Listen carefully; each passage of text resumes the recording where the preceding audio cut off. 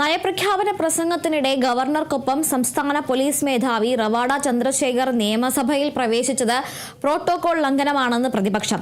DGP നിയമസഭയ്ക്ക് അകത്ത് പ്രവേശിക്കുന്ന കീഴ്വഴക്കമില്ലെന്ന് പ്രതിപക്ഷ നേതാവ് പിണറായി വിജയൻ പറഞ്ഞു.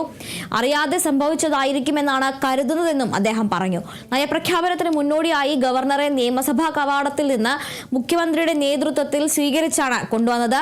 ഇതിനൊപ്പമാണ് ഡിജിപിയും അകത്ത് പ്രവേശിച്ചത്. പിന്നീട് മറ്റൊരു വഴിയിലൂടെ ഡിജിപി പുറത്തേക്ക് പോവുകയായിരുന്നു. അതേസമയം സംഭവത്തിൽ ഡിജിപി റവാഡ ചന്ദ്രശേഖർ ഖേദം പ്രകടിപ്പിച്ചിട്ടുണ്ട്.